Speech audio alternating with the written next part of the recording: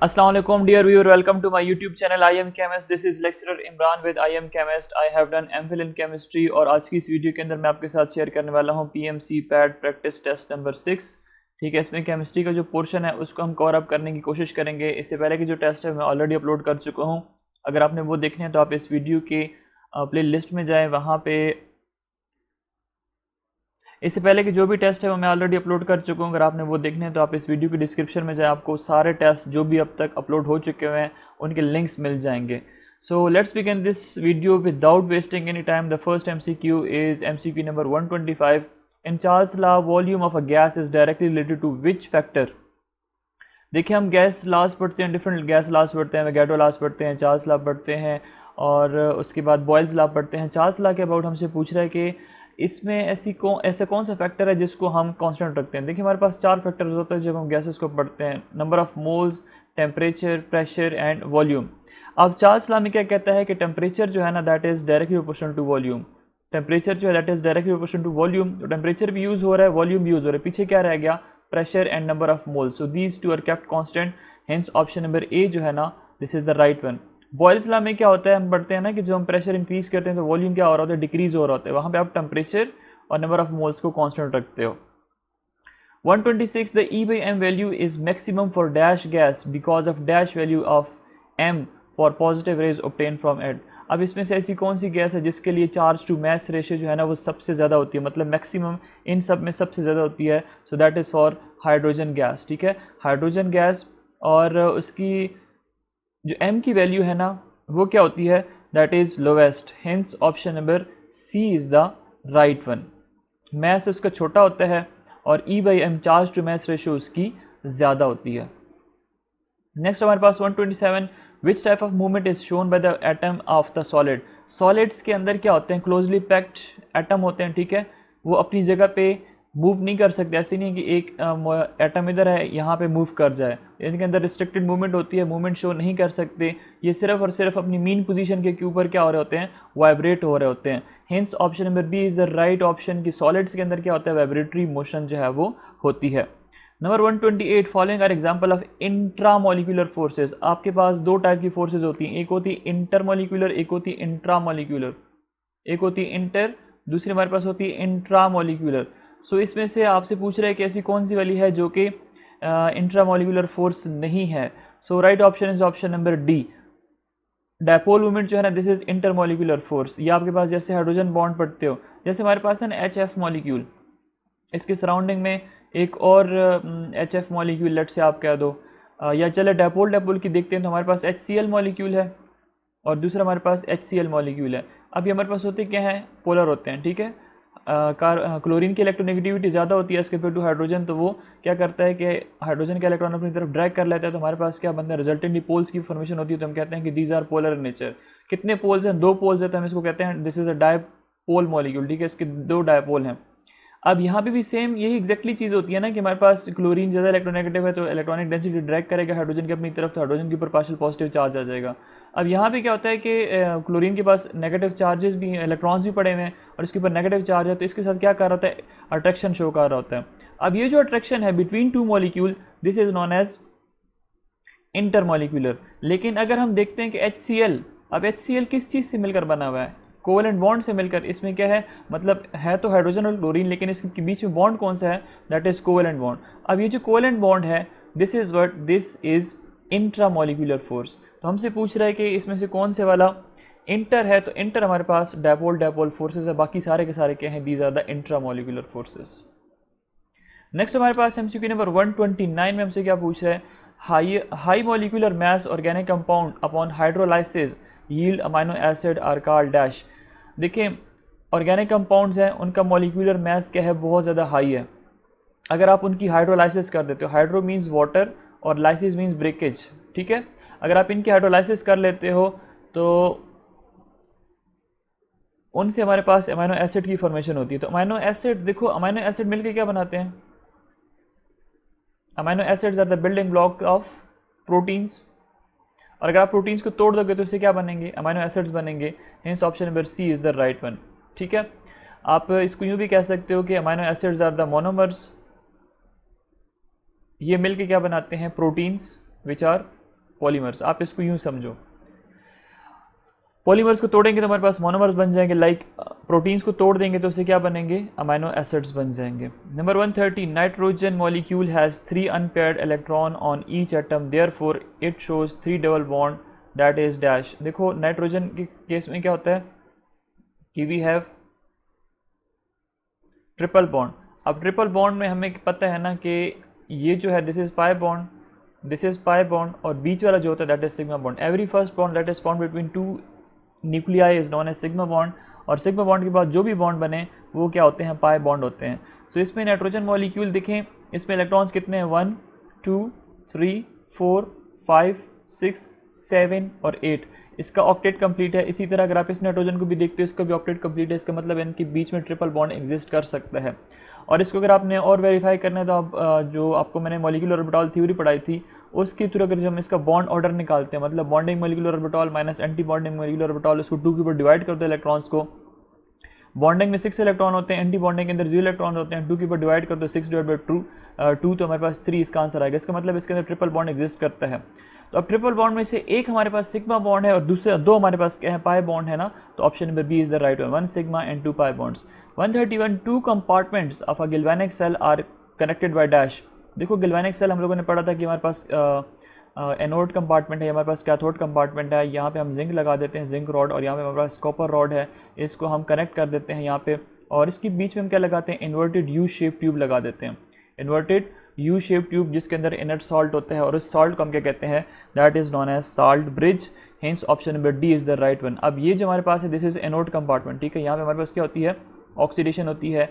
This is cathode compartment, यहाँ पे हमारे पास क्या होती है, रिडक्शन होती है। और यहाँ पे 1 मोलर जिंक सल्फेट सोल्यूशन होता है, यहाँ पे हमारे पास 1 मोलर कॉपर सल्फेट सोल्यूशन होता है। ये रॉड कॉपर से मिलकर बना होता है, that act as a cathode.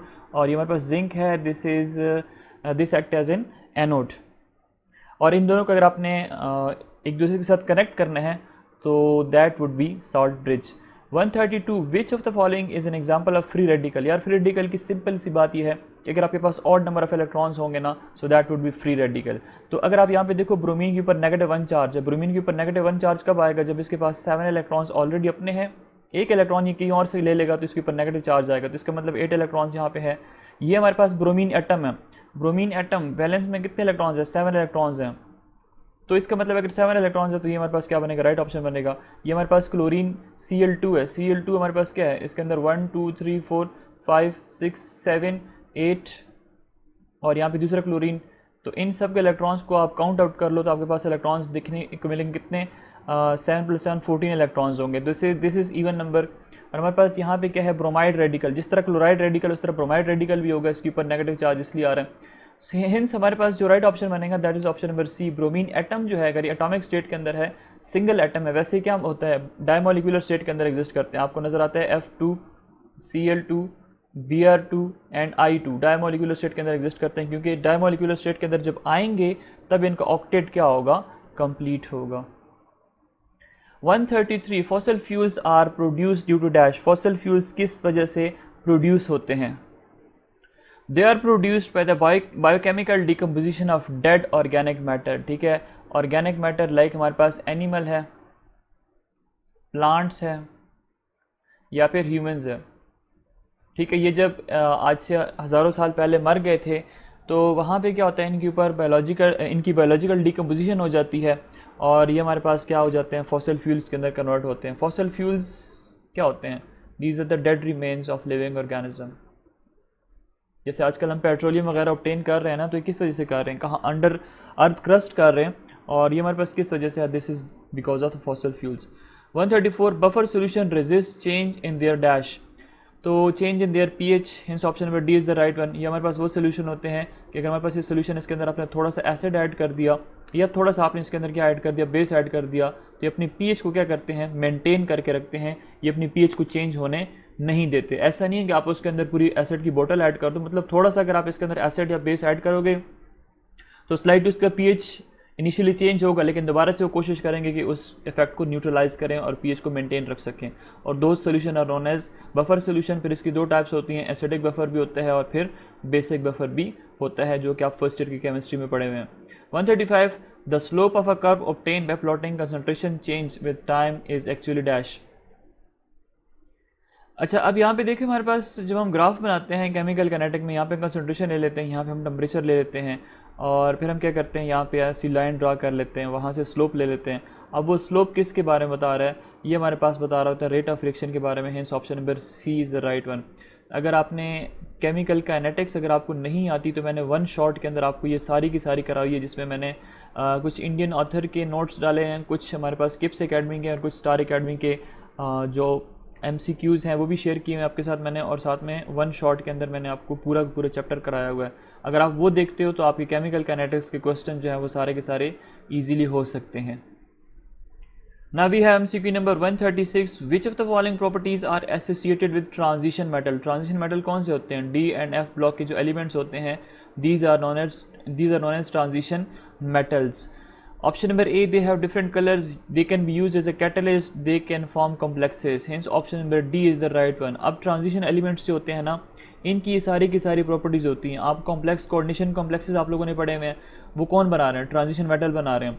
आप इसको कर सकते हो एज ए कैटलिस्ट। लाइक अगर आपके पास हाइड्रोजन है, ठीक है, आपके पास नाइट्रोजन है, आप इसके अंदर क्या ऐड कर देते हो? आयरन ऐड कर देते हो, ताकि इसे क्या बन जाए, एमोनिया की फॉर्मेशन हो जाए। अगर आपके पास सल्फर डाइऑक्साइड, आप उसके अंदर ऑक्सीजन ऐड कर देते हो ताकि सल्फर ट्राइऑक्साइड में कन्वर्ट हो जाए। इसमें हम क्या ऐड करते हो? V2O5।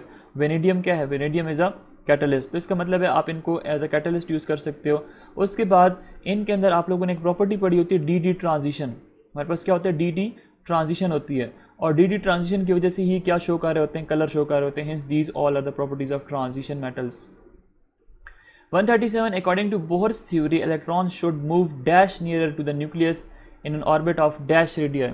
अब यहाँ पे हमारे पास ये है कि अगर इलेक्ट्रॉन रिवॉल्व कर रहा है, तो अगर वो नज़दीक है तो फास्टर मूव करेगा, ठीक है, और रेडियाई अगर हमारे पास स्मॉलर होंगी, तो हिंस ऑप्शन नंबर बी हमारे पास जो है this is the right one.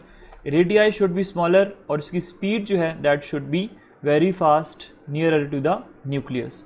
ये हमारे पास बोर एटॉमिक थ्योरी का जो सबसे पहला पॉइंट है वो आप पढ़ लें, तो वहाँ से आपको ये चीज़ समझ आ जाएगी। 138. Which of the following is a state function that describe both the internal energy and product of pressure and volume? अब इसमें से बताएं कि ऐसे कौन सी स्टेट फंक्शन है जो कि दोनों को बता रहा होता है, प्रेशर एंड वॉल्यूम के अबाउट बता रहा होता है। So that is the enthalpy. Hence option number C is the right one.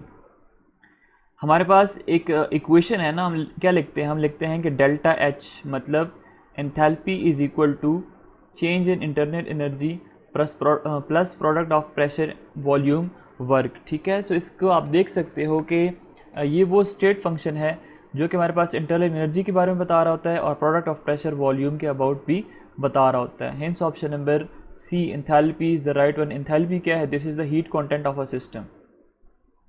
This is the heat content of a system. और इसको आप स्टेट फंक्शन क्यों कह रहे हो कि दो स्टेट के ऊपर डिपेंड करता है। अगर आप एंथैल्पी चेंज करते हो, फाइंड आउट करते हो, तो फाइनल माइनस इनिशियल स्टेट को आप देखते हो, तो वहाँ से आपके पास चेंज इसका फाइंड आउट कर सकते हो। Hints this is a state function. 139. Which of the following reaction takes place when alkyl halides react with potassium hydroxide in water?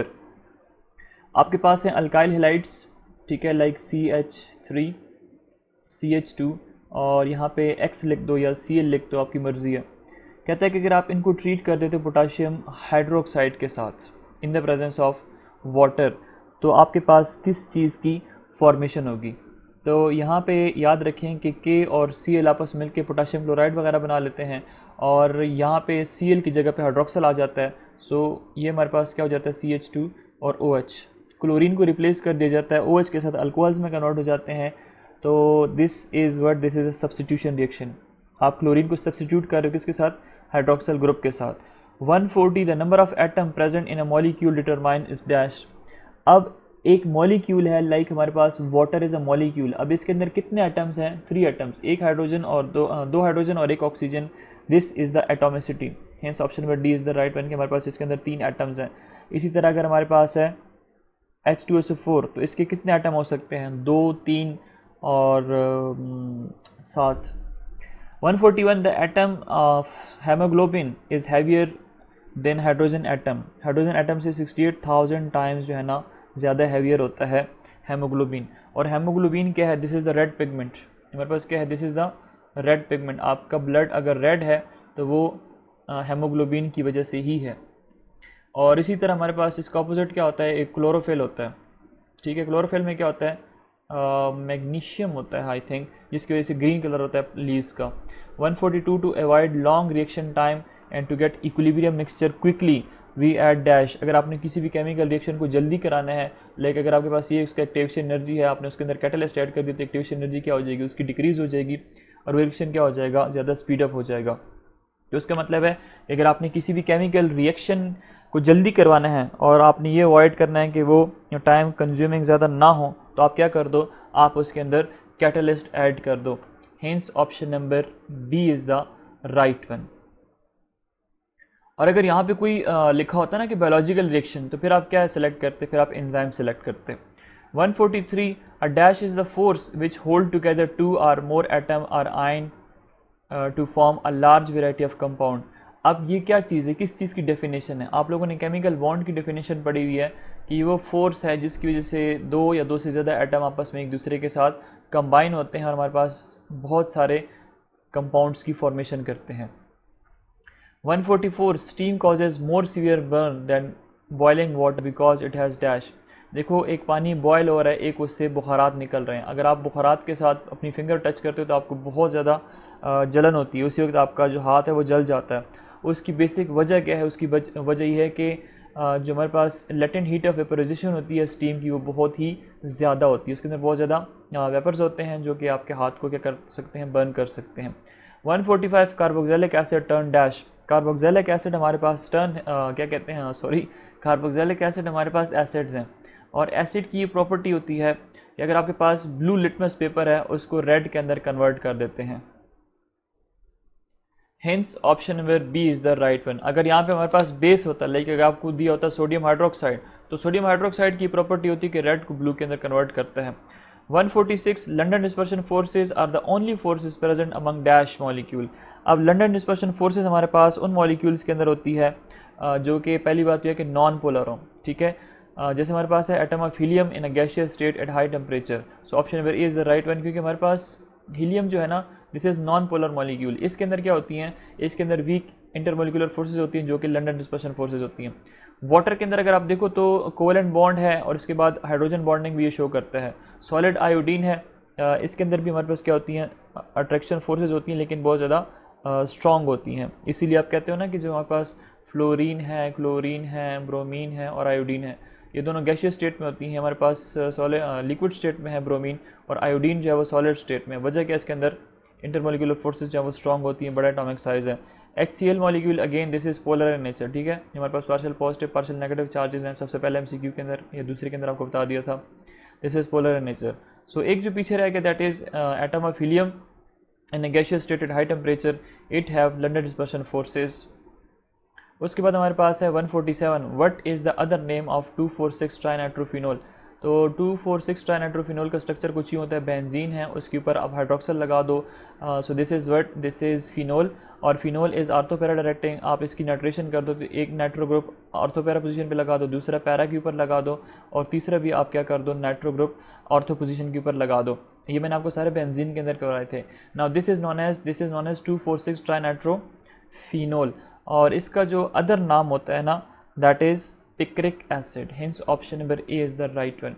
अब यह MCQ number 148 the first ionization potential of alkaline earth metal. Alkaline earth metal क्या होता है, group 2A के elements होते हैं। Is greater than alkali metal because alkali metals are the member of group 1A, lithium, sodium, potassium. यहाँ पे आप magnesium वगैरह पढ़ते हो ना, magnesium, calcium, these are the member of group 2A। कहता है कि जब आप ग्रुप 2A एलिमेंट्स होते हैं वहाँ से इलेक्ट्रॉन रिमूव करते हो तो आपको ज़्यादा एनर्जी रिक्वायर्ड होती है। ग्रुप 1A से जब आप इलेक्ट्रॉन रिमूव करते हो तो आपको लेस एनर्जी रिक्वायर्ड होती है। आयोनाइजेशन पोटेंशियल क्या होती है, that energy which is required to remove an electron from the outermost shell. तो अगर आप साइजेस की बात करते हो तो साइजेस जो अल्कली मेटल्स के होते हैं वो सबसे बड़े होते हैं, फिर अल्कलाइन अर्थ मेटल के थोड़े से छोटे हो जाते हैं।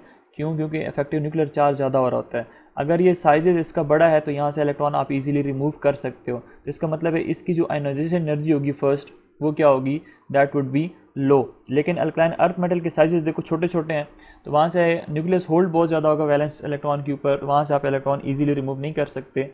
Hence option number C is the right one, they have smaller atomic sizes. किसके, अल्कालाइन अर्थ मेटल जो है ना, they have smaller atomic sizes, वहाँ से आप इलेक्ट्रॉन इजीली रिमूव नहीं कर सकते। Now we have MCQ number 149, which of the following has a lower vapour pressure. देखो, अगर आपके पास इंटरमोलिक्यूलर फोर्सेस जो हैं वो स्ट्रॉन्ग होंगी तो हमारे पास वेपर प्रेशर क्या होगा, लो होगा। मतलब वेपर प्रेशर और इंटरमोलिकुलर फोर्सेस के बीच में इन्वर्स रिलेशनशिप है। Isopentane is a non polar molecule, ये हमारे पास क्या है, नॉन पोलर है, तो इसके अंदर बहुत वीक फोर्सेस ऑफ अट्रैक्शन है। अगर वीक फोर्सेस ऑफ अट्रैक्शन है तो इसमें जो वेपर प्रेशर होगा वो क्या होगा, वो ज़्यादा होगा। हमसे क्या पूछ रहा है, लोअर पूछ रहा है। अगर हम एथेनॉल की बात करते हैं तो एथेनॉल हमारे पास क्या होता है, CH3 CH2 और OH। अभी एथेनॉल की प्रॉपर्टी होती है कि क्या कर सकता है, हाइड्रोजन बॉन्डिंग कर सकता है, तो इसका मतलब है इसके अंदर स्ट्रॉन्ग हाइड्रोजन बॉन्ड प्रेजेंट है, तो इसमें ये हो सकता है कि इसका वेपर प्रेशर क्या होगा, लो होगा। लेकिन हमारे पास ग्लिसरॉल की अगर हम बात करते हैं तो ये होता है C carbon carbon carbon OH OH और OH, बाकी आप इसको बैलेंस कर दो हाइड्रोजन लगा के। This is glycerol. अब ग्लिसरॉल में अगर आप देखो तो कितने हाइड्रोक्सिल ग्रुप आपको नज़र आ रहे हैं, 1 2 3। इसका मतलब है इसके अंदर क्या है, बहुत ज़्यादा एक्सेसिव हाइड्रोजन बॉन्डिंग प्रेजेंट है। अगर एक्सेसिव हाइड्रोजन बॉन्डिंग प्रेजेंट है तो इसका मतलब है कि ऑप्शन नंबर ए हमारे पास हो सकता है कि इसके अंदर वेपर प्रेशर क्या होगा, इसका लो होगा। यहाँ पे इसने बोथ ए एंड सी भी दिया हुआ है। अगर आप इसको बहुत ज़्यादा डीपली स्टडी करते हो तो आप देख सकते हो इसमें कितने हाइड्रोक्सिल ग्रुप है, 3। तो इसका मतलब है इसके अंदर ज़्यादा हाइड्रोजन बॉन्डिंग होगी, और अगर ज़्यादा हाइड्रोजन बॉन्डिंग होगी तो इसके अंदर इंटरमोलिकुलर फोर्सेस स्ट्रॉन्ग है, इसका वेपर प्रेशर क्या होगा, लेस होगा। एथेनॉल के अंदर भी हाइड्रोजन बॉन्डिंग तो है लेकिन सिर्फ एक ही हाइड्रोक्सिल ग्रुप है, तो इसका जो वेपर प्रेशर होगा वो एज़ कम्पेयर टू ग्लिसरॉल ज़्यादा होगा। तो अगर ये लोअर लिखा हुआ है तो लोअर में ए एंड सी अगर आप करते हो तो गलत हो जाएगा, ठीक है। Hence option number A is the right one. Next हमारे पास MCQ number 150 periodicity of properties से है, ठीक है। जो एस&पी ब्लॉक एलिमेंट्स है, the elements of which group shows abnormally very low values of electron affinities. अब इलेक्ट्रॉन इन्फिनिटी क्या है कि अगर आप किसी भी न्यूट्रल एटम के अंदर इलेक्ट्रॉन ऐड करते हो, वहाँ पे जो एनर्जी एब्जॉर्ब होती है, ठीक है, that is known as electron infinity. Sorry, जहाँ पे एनर्जी रिलीज होती है, ठीक है। अगर आप इलेक्ट्रॉन ऐड करोगे तो एनर्जी क्या होगी, वहाँ पे रिलीज होगी। एब्जॉर्ब तो हमारे पास होती है आयोनाइजेशन एनर्जी के अंदर, जो आप इलेक्ट्रॉन रिमूव करते हो तो वहाँ पे आप एनर्जी प्रोवाइड करते हो। तो इलेक्ट्रॉन इन्फिनिटी में क्या होती है, एनर्जी रिलीज होती है। अब कहता है एबनॉर्मल ट्रेंड कौन से वाले एलिमेंट शो करते हैं, ग्रुप 2A भी शो करते हैं और ग्रुप 5A भी शो करते हैं, ठीक है। ग्रुप 2A कौन सी है, जो आपके पास है alkaline earth metal, alkaline earth metal. अगर आपको याद हो तो आपको मैंने एस&पी ब्लॉक के अंदर इसकी रीज़न बताई थी। और ग्रुप 5A के अंदर नाइट्रोजन की फैमिली है। नाइट्रोजन की फैमिली जो है इसमें भी क्या होती है, एबनॉर्मेलिटी होती है। जो मेरे रेगुलर फॉलोअर्स हैं उनको पता होगा इसकी बात का, कि मैंने आपको बताया था कि नाइट्रोजन के अंदर क्या होता है, 1s2 2s2 और 2px 2py और 2pz 1 2 3। अब p ऑर्बिटल अगर कम्प्लीटली फिल्ड हो या वो हाफ फिल्ड हो तो वो क्या करता है, एबनॉर्मेलिटी शो करेगा ना। अगर आपने इसके अंदर इलेक्ट्रॉन ऐड करना है तो आप इलेक्ट्रॉन ऐड इजीली नहीं कर सकते, क्योंकि ऑलरेडी इलेक्ट्रॉन क्या कर रहे होते हैं, रिपल्शन शो कर रहे होते हैं। एनीवेज, आप मेरी वीडियो देखें एस&पी ब्लॉक एलिमेंट वाली, वहाँ पे आपके इसके कॉन्सेप्ट्स हैं वो सारे समझ आ जाएंगे। The shape of crystal in which it usually grow is called dash. अब क्रिस्टल, आप लोगों ने क्रिस्टलाइन सॉलिड्स पढ़े हुए हैं, उसकी प्रॉपर्टीज़ पढ़ी हुई हैं, वहाँ पे आपको क्रिस्टल की प्रॉपर्टी मिलती है। कहता है कि जिस शेप में क्रिस्टल ग्रो कर रहा होता है उसको आप क्या कहते हो, that is known as habit of the crystal. Hence option number C is the right one. Different shapes उसकी बनती है ना, लाइक टेट्राहेड्रल है, रोम्बोहेड्रल है and so on. Dehydration of alcohol at low temperature and high acidic concentration result in dash. Dehydration of alcohol अगर आप करते हो, मतलब अगर आपने अल्कोहल से वाटर रिमूव किया, आपके पास R है, आपके पास CH है, आपके पास CH और OH है, दिस इज़ अल्कोहल। आपने यहाँ से वाटर रिमूव कर दिया, ये इलेक्ट्रॉन और ये इलेक्ट्रॉन आपस में मिल गए, ये इलेक्ट्रॉन आपस में मिल गए, H और OH मिल के क्या बना लेगा, water. This is dehydration, loss removal of water. और ये दो बॉन्ड अगर आपस में मिल जाएंगे तो आपके पास क्या बन जाएगा, RC double bond CH2। This is the formation of alkyne. Hence option number A is the right one. आप इसके अंदर क्या ऐड करते हो, एसिड ऐड कर देते हो। 153 which when we react in active metal like aluminium with less active metal like copper it will form dash. आप लोगों ने रिएक्टिविटी सीरीज़ पढ़ी हुई है, ठीक है, आप लोगों ने सेल्स पढ़े हुए हैं, तो वहाँ पे हम पढ़ते हैं गैल्वेनिक सेल। तो गैल्वेनिक सेल हमारे पास क्या होता है कि एक जो एलिमेंट होता है वो क्या होता है, this is active like aluminium active है, और दूसरा हमारे पास क्या होता है लेस एक्टिव लाइक कॉपर। तो इन दोनों को जब हम कंबाइन करते हैं तो हमारे पास जो सेल बनता है that is known as galvanic cell. 154 which of the following is not a derivative of carboxylic acid. अब इसमें से बताएं कि कार्बोक्सिलिक एसिड का डेरिवेटिव कौन से वाला नहीं है। अल्काइल हैलाइड में हमारे पास होता है R और X, ठीक है। ईस्टर में हमारे पास होता है R, C double bond O और ये R, तो इसका मतलब this is a derivative. Then हमारे पास एसिडामाइड में क्या होता है, एसिडामाइड में होता है R, C double bond O और NH2, इसमें भी हमारे पास कहीं ना कहीं प्रेजेंट है। और एनहाइड्राइड में क्या होता है कि R, C double bond O, C double bond O और ये R, तो इसके अंदर भी प्रेजेंट है। जिसके अंदर नहीं है which of the following is not a derivative of alkyl halide. Alkyl halide is not the derivative of carboxylic acid, this is the derivative of alkenes. Alkenes हम इसको डिराइव कर सकते हैं जब उसका हाइड्रोजन को सब्स्टिट्यूट कर दो हेलोजन एटम के साथ। 155 in which direction cathode rays deflected in the presence of a magnetic field. अगर आप कैथोड रेज को मैग्नेटिक फील्ड के अंदर रखते हो, जो एक्सपेरिमेंट किया गया था ना, जब आप कैथोड रे एक्सपेरिमेंट डिस्कवरी पढ़ते हो तो उसमें आपको नीचे एक पॉइंट मिलता है, उसमें उसने इसको स्टडी किया था इलेक्ट्रिक फील्ड में भी और मैग्नेटिक फील्ड में भी। हमारे पास पूछता है कि अगर हम इनको मैग्नेटिक फील्ड के अंदर रखेंगे तो किस डायरेक्शन में मूव करेंगे या डिविएट करेंगे। So they will move in the downward direction, hence option number B is the right one, north pole. 156 an exothermic reaction is allowed to reach equilibrium if heat energy is then remove the equilibrium will shift to dash. कहता है अगर आपके पास एक reaction है, ए है और B है, ठीक है, this is an exothermic reaction. कौन सा है, एंथैल्पी इसकी नेगेटिव होती है, एक्सोथर्मिक रिएक्शन है। कहता है कि उसके अंदर पहले इक्विलिब्रियम तक उसको छोड़ा गया ताकि ए और बी के अंदर क्या हो जाए, इक्विलिब्रियम जो है वो इस्टेब्लिश्ड हो जाए। उसके बाद क्या किया कि इसमें से हीट एनर्जी जो है वो रिमूव कर दी, हीट एनर्जी आपने रिमूव कर दी। तो अगर आप हीट एनर्जी यहाँ से रिमूव करोगे तो उससे होगा क्या कि ज़्यादा से ज़्यादा रिएक्टेंट जो है वो क्या करेगा, प्रोडक्ट के अंदर कन्वर्ट होगा, रिएक्शन जो है वो लेफ्ट टू राइट मूव करेगा। तो इसका मतलब है कि option number A is the right one. देखो आपको मैंने सिंपल सी बात बताई थी कि जब आप पढ़ते हो एक्सोथर्मिक और एंडोथर्मिक रिएक्शंस, तो अगर एक्सोथर्मिक है तो आप एक्सो को यूँ समझो कि यहाँ पे क्या है, एक्सोथर्मिक यहाँ पे हीट का काम कर रहा है एज अ प्रोडक्ट, ठीक है, एक्सोथर्मिक यहाँ पे प्रोडक्ट का काम कर रहा है। अगर आप प्रोडक्ट को यहाँ से डिक्रीज कर देते हो तो इस साइड पे कंसंट्रेशन क्या हो जाएगी, कम हो जाएगी।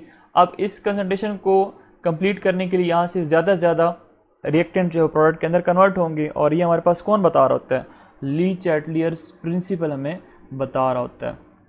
157 an exothermic reaction is allowed to reach equilibrium if heat is then, अच्छा हमारे पास एग्जैक्टली वही दोबारा से रिपीट हुआ है, ठीक है। 158 sodium borohydride NaBH4, this is known as sodium borohydride causes reduction of aldehyde and ketones due to what। कहता है कि अगर आपके पास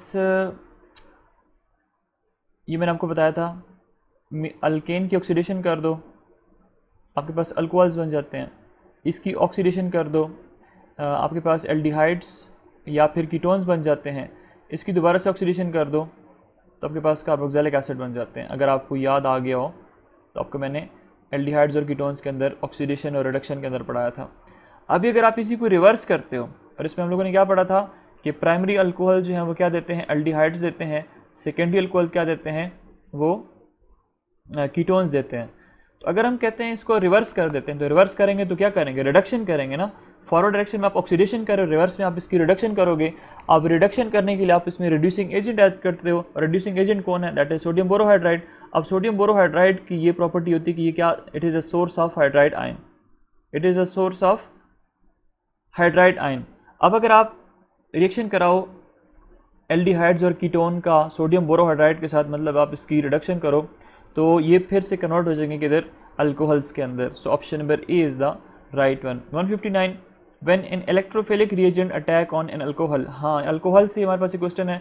अल्कोहल की दो प्रॉपर्टीज़ होती है ना, आपके पास R है, O और H है। आप इसका ये बॉन्ड ब्रेक कर दो तब भी क्या करता है, रिएक्टिविटी शो करता है। आप इसका ये वाला बॉन्ड ब्रेक कर दो तब भी रिएक्टिविटी शो करता है। कहता है अगर आप इसके ऊपर कोई इलेक्ट्रोफिलिक रिएजेंट जो है वो अटैक कर ले, मतलब जिसके ऊपर पॉजिटिव चार्ज हो, अगर वो इसके साथ इंटरेक्ट करता है तो कौन से वाला बॉन्ड जो है वो ब्रेक होगा, so that would be hydroxyl bond, ठीक है। OH बॉन्ड जो है ना इसकी ब्रेकेज होगी और हमारे पास इससे सॉल्ट वगैरह की फॉर्मेशन होगी। जैसे आप पढ़ते हो लाइक आपके पास है CH3O, यहाँ पे आप सोडियम अटैच कर दो, सोडियम, ये देखिए हमारे पास क्या बन गया, सॉल्ट की फॉर्मेशन हो रही है। तो जब हमारे पास ये बॉन्ड टूटेगा तो हमारे पास सॉल्ट की फॉर्मेशन हो सकती है। एनीवेज अगर इलेक्ट्रोफिलिक रिएजेंट अटैक करेगा तो अल्कोहल में OH बॉन्ड जो है ना उसकी ब्रेकेज होती है। 160 compound having benzene ring are called as dash. अब बेंजीन के ऊपर मैंने तकरीबन 185 MCQs आपको कराए। बेंजीन रिंग जो फंक्शनल ग्रुप है इसको आप कहते हो एरीन, इसको क्या कहते हो, एरीन। और ये हमारे पास जो हाइड्रोकार्बन है, these are known as aromatic hydrocarbon, ठीक है, और these are known as aromatic compounds जिनके अंदर बेंजीन रिंग मौजूद होती है।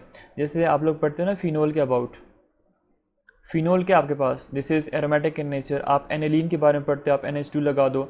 आप टॉल्वीन के बारे में पढ़ते हो, आप यहाँ पे CH3 लगा दो, ठीक है। So these are but these all contain benzene rings, hence they are aromatic in nature। 161 the reaction of in galvanic cell is, अब galvanic cell के अंदर जो रिएक्शन होता है that is spontaneous in nature, hence option number A जो है ना that is correct।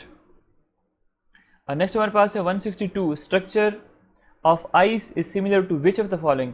Ice के अंदर टेट्राहेड्रल अरेंजमेंट होती है, ठीक है, तो डायमंड के अंदर भी एग्जैक्टली वही चीज़ होती है, hence option number B is the right one. Student याद रखें जब हम वाटर या आइस की बात करते हैं, सॉरी आइस की जब हम बात करते हैं, सो इसके हमारे पास दो वेरिएंट्स एग्जिस्ट करते हैं। एक होता है हेक्सागोनल आइस और दूसरा हमारे पास होता है क्यूबिक आइस। और क्यूबिक आइस जो है ना that is similar to the diamond. 163 में हमसे क्या पूछ रहे हैं, hardness of a transition metal is due to dash. Transition metal हम कहते हैं दे आर वेरी हार्ड। अब इसकी हार्डनेस की क्या वजह हो सकती है? सो याद रखें ट्रांजिशन मेटल जो हमारे पास D and F block elements हैं वो हम लोग पढ़ते हैं ना, फेडरल बोर्ड की बुक में है, पंजाब में भी है, PTB सब के अंदर ये सिंध में भी मौजूद है। तो वहाँ पे हम लोग पढ़ते हैं कि ट्रांजिशन मेटल वो मेटल्स हैं जिनके बहुत ज़्यादा वेरियस ऑक्सीडेशन स्टेट शो करते हैं, +1 से लेकर अप टू +7 लाइक मैंगनीज, ये ऑक्सीडेशन स्टेट शो कर सकते हैं। अगर इनके ऑक्सीडेशन स्टेट ज़्यादा है तो इसका मतलब इसकी बाइंडिंग एनर्जीज भी क्या होंगी, ज़्यादा होंगी, और बाइंडिंग एनर्जी ज़्यादा होंगी, क्लोज पैकिंग होगी, तो इसकी वजह से ये हार्ड भी होंगे। Hence option number D is the right one. Transition elements have high binding energies, that is why they are very hard. 164 में हमसे क्या पूछ रहा है, which of the following solid is isotropic. अब इसमें से बताएं कि आइसोट्रोपिक सॉलिड कौन से वाला है। हेंस ऑप्शन नंबर सी जो है यहाँ पे हमारे पास करेक्ट है। एमॉर्फस सॉलिड जो हैं these are isotropic in nature. और आइसोट्रोपिक सॉलिड कौन से होते हैं, वो सॉलिड्स हैं solids that do not depends upon the direction, ठीक है। ये वो सॉलिड्स होते हैं जो डायरेक्शन के ऊपर डिपेंड नहीं करते, मतलब इनकी जो प्रॉपर्टीज है ना वो डायरेक्शन के ऊपर डिपेंड नहीं करती। Now we have MCQ number 165. The mechanism of reaction can be understood by what? अगर आपने किसी भी केमिकल रिएक्शन का पूरा मैकेनिज्म समझना है ना तो उसके लिए आपके पास एक्सपेरिमेंटल डिटेल्स होने चाहिए। जब तक आपके पास एक्सपेरिमेंटल डिटेल्स होंगी बैलेंस केमिकल इक्वेशन से या फिर मोलर रेशियो वगैरह से आप mechanism of reaction find out नहीं कर सकते। तो अगर आपको मैकेनिज्म चाहिए, मैकेनिज्म मीन्स कितने स्टेप के अंदर रिएक्शन हो रहा है, लाइक ए से कन्वर्ट हुआ बी के अंदर, फिर सी के अंदर, फिर डी के अंदर, फिर ई, और फिर अल्टीमेटली फाइनल प्रोडक्ट के अंदर कन्वर्ट होना, ये डिफरेंट स्टेप्स जो इन्वॉल्व हो रहे हैं, दीज आर द मैकेनिज्म। और इसको हम फाइंड आउट कर सकते हैं with the help of experimental data या experimental detail. 167 which of the following shows that iodoform test for a compound is positive. देखो आयोडोफॉर्म में क्या बनता है, CHI3 की फॉर्मेशन होती है, ठीक है, CH3I, दिस इज आयोडोफॉर्म। अब आयोडोफॉर्म में क्या होता है कि येलो क्रिस्टल्स, येलो प्रेसिपिटेट्स जो हैं वो ऑब्टेन हो जाते हैं, और वो हमारे पास क्या इंडिकेशन क्या होती है कि हमारे पास ये टेस्ट जो है वो पॉजिटिव है। Hence option number C is the right one. आप एल्डिहाइड्स और कीटोन्स वाली मेरी 3 वीडियोज़ हैं वो लाजमी देखें, तो आपके ये सारे के जो इस तरह के सवाल हैं वो सारे के सारे कवर अप हो जाएंगे। और वहाँ पे आपको मैंने पूरा इसका वो बताया था कि आप क्या करते हो, आयोडीन लेते हो सोडियम हाइड्रोक्साइड की प्रेजेंस में, एल्डिहाइड्स के साथ उसको रिएक्ट करते हो, तब हमारे पास क्या बनता है, आयोडोफॉर्म बनता है, सॉल्ट बनता है, और येलो कलर प्रेसिपिटेट्स बनेंगे तो वो आयोडोफॉर्म पॉजिटिव होगा। 168 LDH lactate dehydrogenase, one is raised in which disease.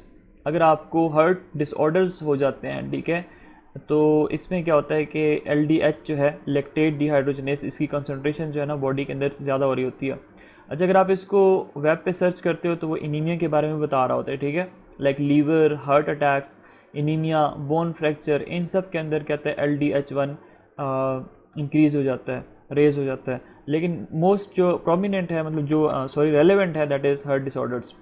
169 hydroxide ion are combined to give dash. Hydroxide ion जब कंबाइन होते हैं तो उससे हमारे पास किस चीज़ की फॉर्मेशन होती है?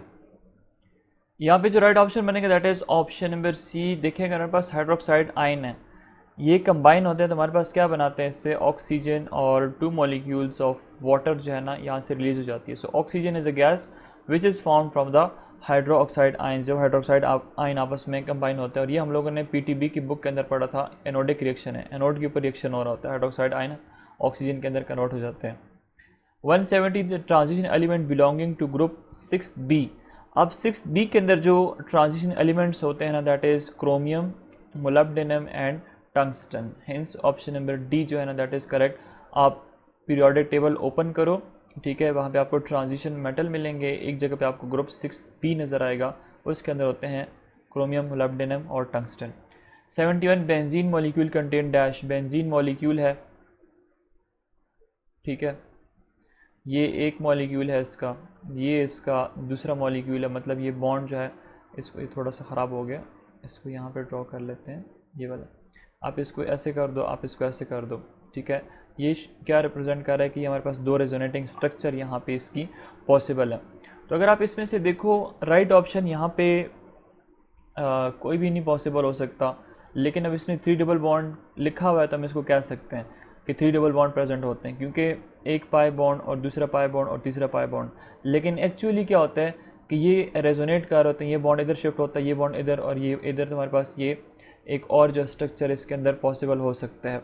अब इस MCQ के अंदर थोड़ी सी कन्फ्यूजन है, आप इसको फॉर FSC स्टूडेंट, ये हमारे पास 3 डबल बॉन्ड्स होते हैं, लेकिन इसमें हम ये भी पढ़ते हैं कि इसके अंदर क्या होती है, कंजुगेशन होती है। सो एक्चुअली हमारे पास कोई भी डबल बॉन्ड नहीं होता, ये सारे के सारा जो इलेक्ट्रॉनिक डेंसिटी है सारी रिंग के अंदर रेजोनेट कर रही होती है, रेजोनेंस शो कर रही होती है। 172 when electron jump from n = 5 to n = 3। हम डिफरेंट सीरीज़ पढ़ते हैं, लाइमन, बाल्मर, पास्चर और कौन सी पढ़ते हैं, पीफन सीरीज़ पढ़ते हैं, 5 सीरीज़ है ना। कहता है अगर हमारे पास एक इलेक्ट्रॉन है वो 5 से सेकंड शेल के अंदर जंप कर रहा है, तो उस सीरीज़ को आप क्या कहते हो? That series is known as Balmer series. Hence option number B is the right one. 173 the electrical conductivity of a metal sometimes decreases with dash. अब कुछ ऐसे मेटल्स होते हैं जब हम उनका टेम्परेचर इंक्रीज़ करते हैं तो उनकी जो कंडक्टिविटी होती है वो डिक्रीज़ कर जाती है with increase in temperature. Hence option number B is the right one. 174 which unit of pressure are commonly used by the meteorologist. Meteorologist millibar को यूज़ करते हैं commonly. Hence option number B is the right one. Pressure की different unit है ना, atmosphere, pascal, millimetre of mercury, लेकिन meteorologist जो हैं वो क्या यूज़ करते हैं? They use millibar. 175 liquid hydrocarbon to convert into gaseous hydrocarbon by dash. अच्छा, लिक्विड हाइड्रोकार्बन को अगर आपने गैसियस हाइड्रोकार्बन के अंदर कन्वर्ट करना है तो आप सिंपल उसकी क्रैकिंग कर दो, ठीक है। क्रैकिंग करना मीन्स तोड़ना, ठीक है। तो राइट ऑप्शन हमारे पास ऑप्शन नंबर ए होगा। क्रैकिंग आप लोग डिफरेंट पढ़ते हो ना, कि कैटालिटिक क्रैकिंग भी है, थर्मल क्रैकिंग भी है, स्टीम क्रैकिंग भी है। 176 the total number of bond angle in methane. Methane हमारे पास होता है ये मॉलिक्यूल, ठीक है, this is a methane CH4 molecule. ये बॉन्ड एंगल, ये बॉन्ड एंगल, ये बॉन्ड एंगल, ये बॉन्ड एंगल, तो हमारे पास टोटल एंगल कितने हो गए? 4। और ये सारे कितने के होते हैं? 109.5, क्योंकि इसके अंदर sp3 हाइब्रिडाइजेशन होती है और sp3 का आइडियल बॉन्ड एंगल जो है ना that is 109.5। 177 a molecule of water has 2 bond, so 1 mole of water will contain dash moles of a bond। कहता है एक वाटर का मॉलिक्यूल है, इसके अंदर 2 बॉन्ड्स हैं। एक वाटर का मॉलिक्यूल है, इसके अंदर क्या है? 2 बॉन्ड है। सो 1 मोल ऑफ वाटर, एक मोल अगर आपके पास वाटर होगा तो उसके अंदर कितने बॉन्ड होंगे? तो देखो 1 mole is equal to 1 molecule, तो हमारे पास ऑप्शन नंबर बी ही होगा। एक मोल अगर वाटर है तो उसके अंदर भी 2 कोवेलेंट बॉन्ड ही होते हैं। 178 during preparation of acetaldehyde from ethanol in laboratory, why acetaldehyde is distilled of quickly after the formation. हाँ, अगर कहते हैं लैब के अंदर आप बैठे हुए हो, आपने एसिटल्डिहाइड की फॉर्मेशन करनी है। एसिटल्डिहाइड का फार्मूला क्या होता है? CH3 double bond OH, O और H, this is known as acetaldehyde. और आप किस चीज़ से फॉर्मेशन करते हो? उसकी एथेनॉल से, CH3 CH2 और OH। देखो, अगर आपने इसकी ऑक्सीडेशन कर दी, मैंने आपको पहले भी बताया हुआ है, अगर आपने इसकी ऑक्सीडेशन कर दी तो आपके पास क्या बन जाएगा? You will get the formation of acetaldehyde. अब एसिटल्डिहाइड जैसे ही बनता है, आप क्या करते हो? इसकी डिस्टिलेशन करके यहाँ से निकाल देते हो। अगर आप इसको जल्दी नहीं निकालते तो इसको मज़ीद ऑक्सीजन मिल जाता है और ये आगे कन्वर्ट हो जाएगा किधर? कार्बोक्सिलिक एसिड के अंदर। ठीक है, एसिटिक एसिड कार्बोक्सिलिक एसिड के अंदर ये कन्वर्ट हो जाएगा। हमें अगर टारगेटेड मटेरियल हमारा ये है तो हम एसिटिक एसिड से बचाने के लिए जैसे ही बनेगा तब हम इसको यहाँ से निकाल लेंगे। तो कहते हैं किस वजह से निकालते हैं? To avoid decomposition of product, to avoid further oxidation of to acetic acid. Option number C is the right one, ताकि मज़ीद ही आगे जाके एसिटिक एसिड के अंदर ये कन्वर्ट ना हो सके। 179, विच of the following bond has the highest bond energy value. अब इसमें से बताएं कि ऐसा कौन सा बॉन्ड है जिसको आप ज़्यादा एनर्जी दोगे तो टूटेगा। बॉन्ड एनर्जी क्या होती है? वो एनर्जी जो किसी भी बॉन्ड को तोड़ने में रिक्वायर्ड होती है ना, that energy is known as bond energy. So यहाँ पे जो राइट ऑप्शन बनेगा that is carbon fluorine bond. Fluorine की इलेक्ट्रोनेगेटिविटी ज़्यादा है, ठीक है, ये टाइटली होल्ड करके रखा हुआ है बॉन्ड को, तो इसको तोड़ने के लिए हमारे पास क्या है? ज़्यादा एनर्जी रिक्वायर्ड होती है। दूसरा, फ्लोरीन का एटॉमिक साइज भी क्या होता है? छोटा होता है।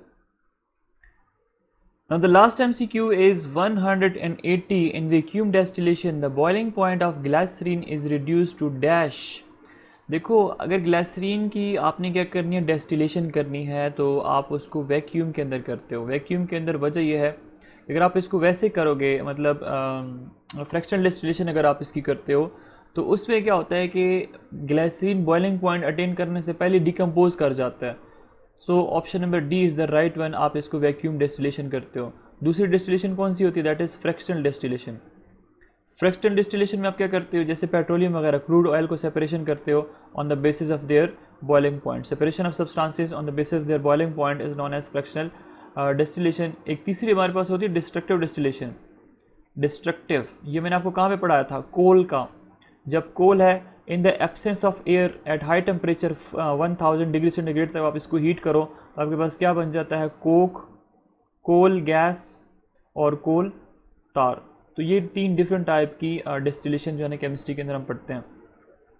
उसके बाद आपके पास कुछ इंग्लिश के क्वेश्चंस है। Number 181, choose the correct spelling in the word. अब आपने इसमें क्या करना है? फ्यूल की जो स्पेलिंग है ना उसको आपने सेलेक्ट करना है। सो फ्यूल जो है ना, ये हम केमिस्ट्री के अंदर पढ़ते हैं, जो गाड़ियों के अंदर आप फ्यूल डालवाते हो। सो राइट ऑप्शन हमारे पास ऑप्शन बनेगा option number B. I dash him for a long time, मैं उसको काफ़ी टाइम से जानता हूँ। I know him for a long time. 183, dash ink in my pen is red, मेरे पेन के अंदर जो इंक है ना दैट इज़ रेड। तो आपने क्या होता है इसके अंदर करेक्ट आर्टिकल लगाना होता है, a and the, these are the articles. Option number C is the right one, the ink in my pen is red. 184, और neighbours have dash car and dash dog. तो इसका जो राइट ऑप्शन बनेगा B ही बनेगा। My neighbours have a cat and a dog. देखो ये हमारे पास क्या है? सिंगुलर है, तो हम इसके साथ क्या लगा देते हैं? आर्टिकल ए लगा देते हैं। 185, most big cities have dash university. Most big cities कहते हैं जो बड़े बड़े शहर होते हैं उनके अंदर क्या होती हैं? यूनिवर्सिटीज़ के बारे में पूछ रहे हैं।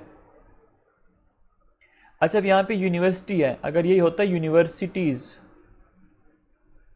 ज़्यादा होती तो हम कुछ और लगाते, लेकिन सिंगल यूनिवर्सिटी है, सो ऑप्शन नंबर ए जो है ना यहाँ पे आ जाएगा। Most big cities have a university. Next हमारे पास 186, choose the correct spelling of the word. अब इसमें से आपने स्पेलिंग सेलेक्ट करनी है, तो एनदर की स्पेलिंग है ANOTHER, another. Hence option number B हमारे पास यहाँ पे क्या है? This is the right one. 187, the dash chosen for the construction of the building is in the heart of the city.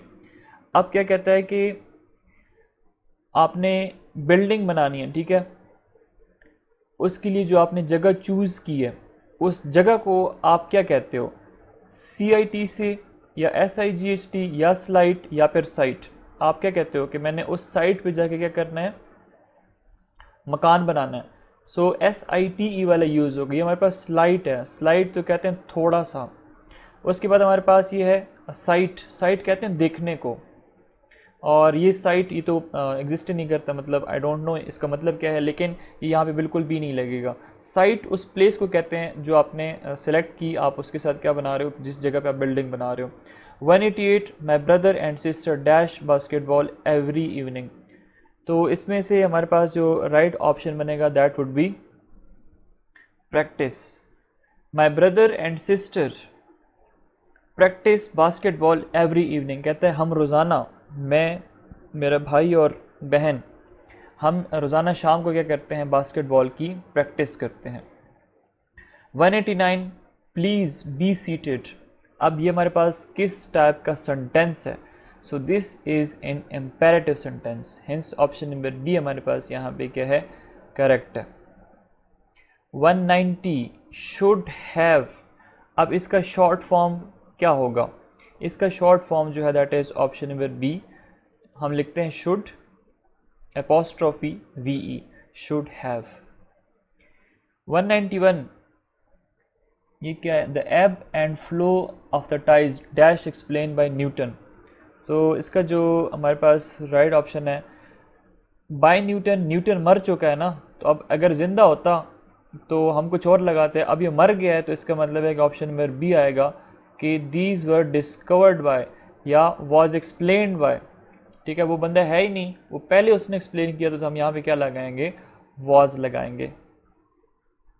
अब ये एब एंड फ्लो जो है, ठीक है, टाइड्स की हम बढ़ते हैं, टाइड्स लहरों को कहते हैं, the regular movement of the sea away from the coast. 192 what is the tense of this question? Will Tom be able to mend that broken window.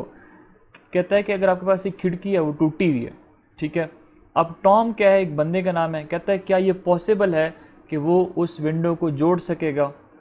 Mend means जोड़ना, दोबारा से रिपेयर करना। अब ये हमारे पास कौन सा टेंस है? पहली बात तो ये हमारे पास ये क्वेश्चन मार्क है, ठीक है, विल है, तो ये हमारे पास क्या बन जाएगा, that is the future tense. ठीक है, आप डिफरेंट टेंसेस पढ़ते हो ना, पास्ट, प्रेजेंट और future, so this is the future tense. कि क्या फ्यूचर में टॉम इस काबिल होगा कि जिसने मतलब टूटे हुए मिरर को या टूटे हुए विंडो को दोबारा से जोड़ सकेगा। 193 Jack is 6 year old but he dash French and Spanish. कहता है जैक की जो उम्र है ना वो कितनी है, 6 साल है, लेकिन वो ये इस काबिल है कि वो फ्रेंच और स्पेनिश जो है वो बोल सकता है। So he speaks French and Spanish. So option number C जो है ना that is the right one. अब यहाँ पे इसने स्पीक क्यों नहीं लगाया? क्योंकि हमारे पास ये दो लैंग्वेजेस हैं, फ्रेंच और स्पेनिश है। अगर ये सिर्फ फ्रेंच होता तो हम स्पीक लगा सकते थे, फिर हम स्पीक लगाते। चूँकि अब ये दो लैंग्वेजेस हैं तो हम यहाँ पे SP ऐड कर देते हैं। 194 the information provided to you dash wrong. कहता है आपको जो इन्फॉर्मेशन प्रोवाइड की गई है वो क्या है, that was wrong. So option number B जो है ना that is the right one. अब अगर यहाँ पे हम S लगा देते इन्फॉर्मेशंस तो हमारे पास वर आ जाता। So student these were the MCQs। ये इंग्लिश के MCQs इसमें वैसे ही आ गए तो आई थॉट कि मैं आपके साथ शेयर कर लूँ। अगर इंग्लिश में मैंने बहुत ज़्यादा गलतियाँ की हो तो उसके लिए सॉरी, माजरत। और इंग्लिश मेरी वैसे बुरी तो नहीं है, शायद मैंने गलत ना बताया हो कुछ, लेकिन अगर बताया तो उसके लिए माजरत। प्लीज़ कमेंट सेक्शन के अंदर लाजमी मेंशन कीजिएगा। और same is the case for chemistry. अगर मैंने केमिस्ट्री में कोई चीज़ गलत बताई है तो प्लीज़ आप लाजमी मेंशन करें, बजाय इसके कि आप गुस्सा करें। आप मुझे प्यार से भी समझा सकते हैं कि सर इसके अंदर कोई मतलब गलती हो गई है। सो मैं उसको पिन कमेंट के अंदर पिन कर दूंगा। Thanks for watching and stay connected with I am chemist.